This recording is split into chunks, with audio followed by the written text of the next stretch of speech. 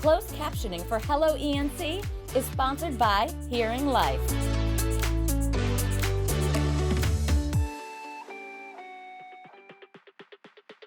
Coming up, even though fall feels like it's far, far away, the Greenville Parks and Recreation have a bunch of fun-filled fall programs for the kids. Hello ENC. Hey. Living, loving local. Hello. Hey. Hi. Lifestyle. With your host, Megan, and fashionista, Ciara. Let's get a sound check. And now, Hello ENC. Let's go. Hey friends, welcome to Hello ENC. I'm your host, Megan Mamlock. We have an awesome show coming your way today. We'll check out a local wildlife sanctuary and all the baby animals they are helping to rehabilitate. Plus, we'll adventure through the beach and the woods at Fort Macon State Park on trailblazing. And we'll check in with the Greenville Parks and Rec to plan your fall after-school activities. It'll be an adventure around the East you won't want to miss. And we aim to entertain you. We're here today at Fort Macon at Atlantic Beach, and I am here with Randy Newman. Randy, take it away. What are we doing today? Well, I'm Randy Newman, the superintendent here at Fort Macon, and what we're going to do is explore the trail system at Fort Macon State Park. It's one of the most unique and probably one of the best trail systems in the state of North Carolina. And basically you can come here and hike 4 to 5 miles and see oceanfront, salt marsh, maritime forest, sand dunes. If you come to Fort Macon, it will be worth your while. Let's get to it. Let's go. Little baby rabbit. Where? Right. Oh, look at the little baby rabbit. There's lots of marsh hares. They're really common right now. Is there anything else like coyotes or ticks or bears that people should be on the lookout for when they're on these trails? Bears, no, there shouldn't be no bears. Occasionally one will swim across the boat banks, but it's very rare. Now we're getting into sand dunes.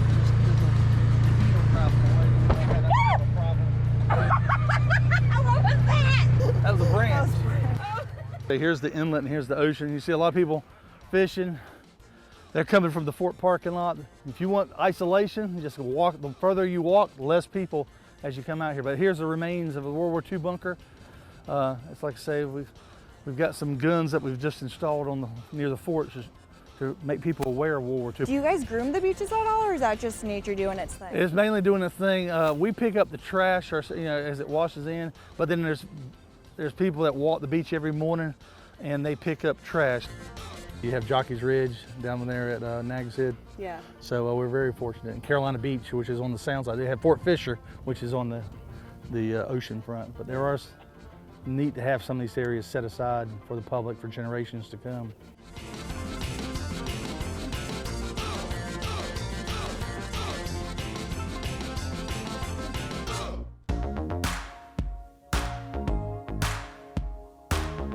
Before we know it, fall will be here, and many parents are wondering what options they have for their kiddos after school. Joining me today is Patricia, the events marketing coordinator for the Greenville Recreation, to get into what fall programs they have. So Patricia, welcome. Thanks for having me. We appreciate the chance to talk about recreation and parks and all of the fall programs that are coming up. And we're so excited. So let's get into it. What you have things other than just athletics for the kiddos and for adults too. We sure do. And the programs, we're already in the height of summer, like you said, but planning the fall, and those will open for registration on July 11th. And we have programs from pickleball to soccer, basketball, baseball, art, nature programs. The swimming classes, if you don't know how to swim, we have training for that at our Aquatics and Fitness Center. So Patricia, what is an active adult? So active adults are people who are looking for activities from pickleball or hiking in an age group, parents to seniors who might not be interested in a large team sport, but wants a social sport. So thanks so much for telling us about all these fun fall programs. And if you want to have more fun with your community, make sure to come back every Tuesday to check out what we have in store for you.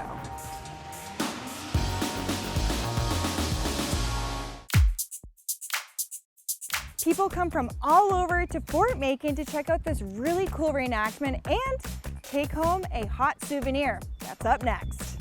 Coming up today on Hello ENC, we're at the Wilson Botanical Gardens discovering which plants are best for shade gardening. So excited, it smells so fragrant here.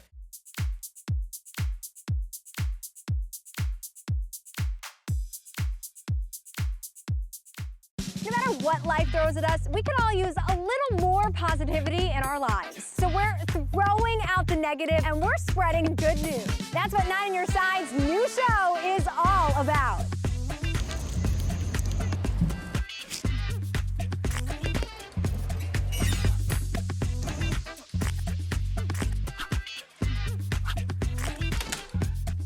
Join Courtney Courtright right here, Sundays at noon for 9 on the Positive Side.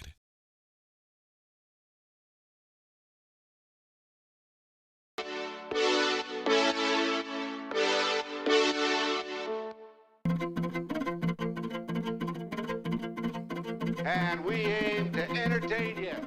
Today we're at Fort Macon and we're learning the history behind it. And joining me today is Paul. How did Fort Macon come to be? Well, back in the late 18th and early 19th century, the need for coast defense in the United States was very great. We fought 2 wars with Great Britain. We had trouble with France, Spain, trouble with pirates like Blackbeard the pirate, whose ship ran aground right off Fort Macon and so forth. So the need for defending the harbor of Beaufort and the local communities around there was very great. There would be Army prisoners in here as well. And I don't know if you knew, but Alcatraz was a third system fort that was part of the same fortifications that Fort Macon was part of. Is this one haunted just like Alcatraz? Yes, odd things happen here. Really? Like what? I'm a ghost myself. That would make sense. No, we've had odd things go on. Don't want to get into too much of that because we'll have strange people then showing up. Where are all them ghosts at? So we just saw you do a demonstration. What would you consider this weaponry? This is a model M1 30 caliber shoulder-fired gas-operated weapon, normally called the M1 Garand, after the inventor John C. Garand. Everything that I have here is what they would have had at Fort Macon when the 244th Coast Artillery came in here. So they would have dressed in the type 2 shoes, leather shoes. Yep. They would have had the leggings to try to keep bugs and junk from running up your legs. Make sure to tune into Trailblazing every Tuesday as we explore a new trail to get you to enjoy the great outdoors.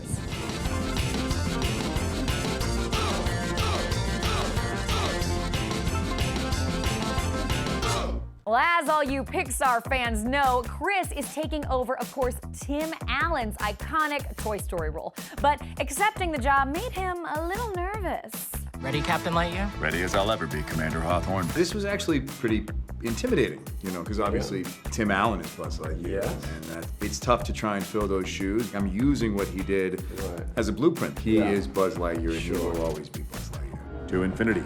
And beyond!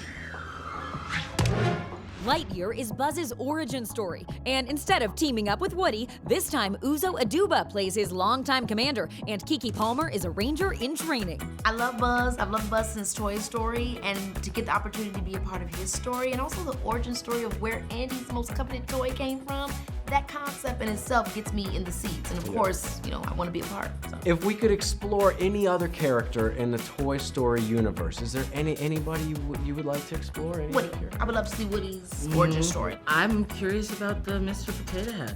Gotta say. And next up for Chris, he's starring alongside Ana de Armas and Ryan Gosling in The Gray Man, Netflix's most expensive movie ever. It's fun to play a villain. It's fun to play opposite someone as talented and magnetic as Ryan. I'm really excited for that one. And of course, we will have so much more on the next Entertainment Tonight. I'm Lauren Zima. Today we're at the Wilson Botanical Garden in Wilson. Thank you for being with me, Cindy. Thank you so much for having me and coming out today. Thank you so much. So we're going to talk about shade gardening today. What types of plants are perfect that are blooming right now? Shade gardening is something we definitely want to do in the summertime when it's too hot to be in other places. I'm so excited. It smells so fragrant here, which I know we're looking at ferns, which don't really have much of a scent, but how do ferns kind of help someone's garden, or how do they kind of help with curb appeal? Right, so you can see here that we have actually lots of different ferns. So we have an asparagus fern with very fine foliage, painted ferns that have variegated foliage. And while they don't have flowers, just the foliage color and different textures is really inviting. especially in shade gardens where it's a little darker, so you can also see the different shades of green. And if you have them so close like we do here, I'm sure like ground nesting birds and things like that would love to make that a little home. Something that has really changed in my 26 years of being here is used to when people would call me, they would say, well, what can I spray for this? Yeah. Now it's more like, you know, how can I get rid of this instead of spraying, like hand removal or things like that. So we really do try to have a natural approach. It can't always be that way, but we try to be the best stewards of our environment than we can.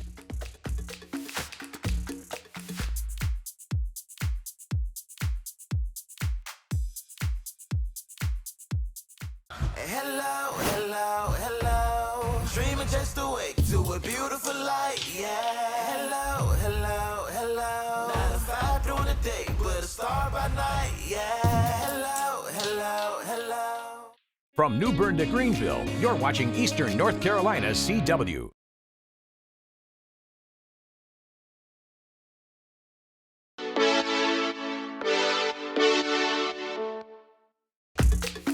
Welcome back to Green Thumb, where we explore everything and anything plants, flowers, and gardening. Today we're at the Wilson Botanical Garden in Wilson. What types of plants are perfect for the month that are blooming right now? This one I'm really excited about. This is a variegated Solomon seal, and it is just gorgeous. Another one of those plants that will just brighten up maybe a dark shaded spot in your garden. It's so pretty. It looks like it's painted. Yes, and it just expands like the ferns. They just sort of get bigger each year, a little bit wider, but they're not real aggressive. They're not going to take over the world like an invasive plant. This guy's also super green. Yes, so we have lots of hostas, and this one is just a pure green, maybe a light green, maybe a little more chartreuse. Probably if it got a little more sun, it might get a little more yellow. And I gotta ask, for shade gardening, do a lot of these plants, are they pretty minimalistic? Do they need a lot of tending to? Do they need a lot of watering? I think as long as you have moist shade, I think that's the key for our summer shade gardens. So we've done all the green plants. I want to see some color now, which we have some that are coming right up as we walk along this path. These pink flowers are a late blooming azalea. So will these be really good for pollinators and maybe hummingbirds? They like a little more of a tubular flower and a little more in the summertime. So salvias and things like that are really great for the hummingbird. What would you recommend? Definitely when you choose shade plants, you want to think about all the seasons. Thanks so much for educating us about shade gardening. I hope it helps people at home maybe start their own. But make sure to watch Green Thumb every Tuesday on Hello ENC to get to the root of gardening and be one day closer with Mother Nature.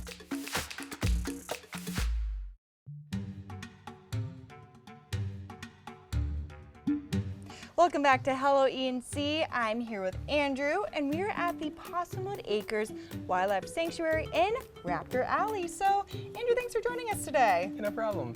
And so, what is Raptor Alley? So Raptor Alley is where we house all of our non-releasable raptors.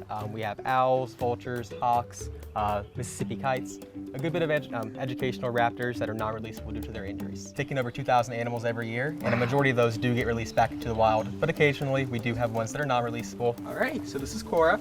Cora is one of our barred owls. So Cora here, unfortunately, was hit by a car, and due to her injury, she does have limited eyesight and hearing. Her depth perception is pretty bad. So she is one of the victims that was hit by cars. Unfortunately, she isn't able to be released back into the wild. Owls are one of my favorite animals. Are they? Just because they're always portrayed as wise, and I've always wanted to be like wise and smart, and just the fact that they can like not spin their head all the way around, but they're just so 270 degrees, so almost 360, just not quite. And so for people who might be confused, the animals that you want to release back into the wild, you don't want to build a relationship with those. But the ones that are here for a lifetime, it's kind of okay to kind of foster a relationship So with we've them. had some of these guys for 15 years now. Our oldest bird, Lila, is 23 years old this year. So yeah, it's very important to have that trust and build a relationship with them. With your patients, you obviously do not want to because they're wild animals. These guys are wild too, but they're with us. Our patients, they have that very stressful mentality. They think we're big predators that want to eat them. Right. So we want to stay hands off as possible, or else they can stress out too much. Capture myopathy is a big thing. People will find baby rabbits and think, oh, it's so cute, it's cuddling me, when unfortunately the rabbit's actually scared, super scared, and they can actually have heart attacks from being so scared and fall over. So that's called capture myopathy. So what would you say to people that are like, I want to get involved, I want to help out? What would you say to them to come out and be a part of this? Just call the sanctuary or go to our website. There's a volunteer registration form, and after that, you're pretty much good to go, and we can use all the help we can get. We're open 7 days from 9 to 9. We're here with Mallory from the Maryland and Virginia milk producers to talk about inflation and what that means for the dairy industry and the consumers. I think that we should drink some milk. Sure. To milk. To milk. Cheers to milk.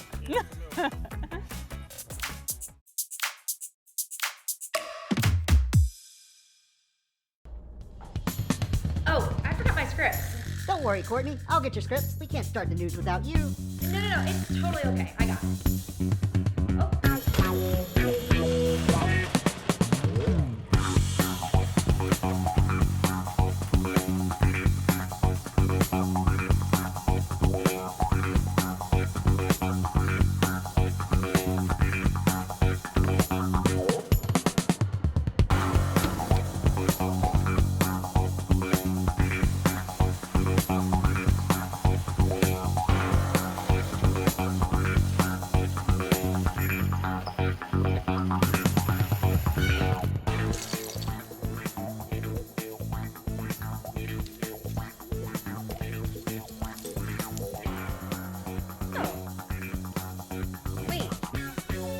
Yesterday.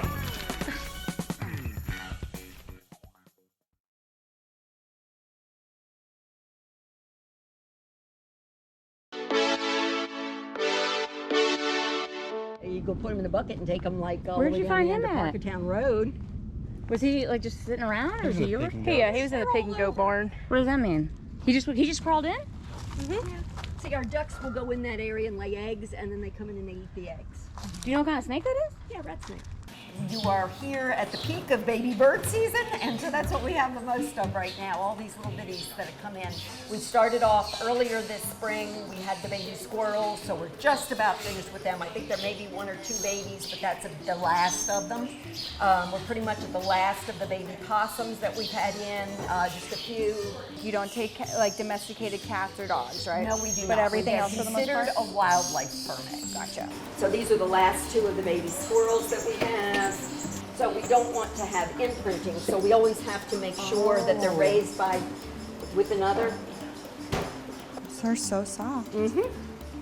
But it's in with another one, so it's not going to imprint on us. Gotcha. It's going to know it's a squirrel. It's going to act appropriately. And if we only had one, we would be having to call all around to the other rehabilitators and say, I've got a single squirrel, what do you have? Either take mine or give me one of yours. Baby bunnies. You can peek in there. There's a little one down there. And these little guys came in thumb-sized. Little bitty bitties. Wow. You can see the little one in his little house. We have a mud turtle, and then we have the 2 spotted turtles. And spotted turtles are kind of species of special concern in North Carolina. Bitties. Every 15 minutes, food. He's so funny. He's a little red belly. What would you say to encourage people to come and volunteer here? And what should they know before they come to volunteer these wild animals? All they have to do is care, and we will teach them all the rest. We have training sessions for them. We have internships for those who want to learn the medical care of it. But for our regular volunteers, they're going to learn as much or as little as they want to do. Just go onto our website, and that's www.possumwoodacres.org, or onto our Facebook page, and that's Tails, T-A-I-L-S, those little tails, Tails of Possumwood.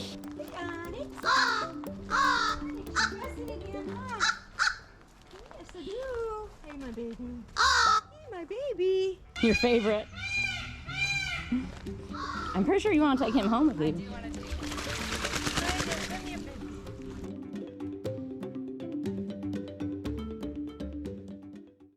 WNCT is just a really special place. We have great people here working hard every day to tell stories that need to be heard. WNCT 9 News at 10 on Eastern North Carolina's CW. On Eastern Soil with Emily is sponsored by the following. we're here with Mallory from the Maryland and Virginia milk producers to talk about inflation and what that means for the dairy industry and the consumers. So dairy farmers, like other farmers, are facing increased fuel, fertilizer, seed, and labor costs. And it's 2 to 3 times higher than it was a year ago. And so our dairy farmers are having to use their business practices in a more savvy and efficient way because they oftentimes will pay today for a market that they don't know what they'll get paid for tomorrow. We're looking at having really tight margins this year. That's hard for farmers that are investing, that have another generation coming back, and so we've got to really be efficient and savvy. Maryland and Virginia milk producers have invested in the dairy industry by investing in local processing. We have a plant in High Point, North Carolina, and there we produce the Mayola brand. So we think between the Mayola brand and having local North Carolina dairy farmers, we are creating a really sustainable industry and giving those producers a market that even in fluctuating times, they can depend on. So when North Carolina families buy the Mayola brand, they're not only buying a local brand, but they're creating jobs by purchasing that brand, and they're supporting our local North Carolina dairy farm. Well, it is a hot day out here, and I appreciate you guys taking the time for us to come visit, and I think that we should drink some milk. Sure. To milk. To milk. Cheers to milk. On Eastern Soil with Emily is sponsored by the following. Coming up this week, if you enjoy making your coffee at home, we have some tips to get the best home drip for your morning cup. And learn all about music as C talks with a local musician and mixes some beats. Make sure to join Hello ENC every weekday at 12:30 to be in the know of everything that is lovin', livin' local in the East. See ya! Join Angie Quezada for the Angie Q podcast. From finding your happy place to mom madness, dish on all things motherhood, health and fitness, dreaming big, and so much more. The Angie Q podcast. Listen now on WNCT.com. New episodes on Fridays. Closed captioning for Hello ENC is sponsored by Hearing Life.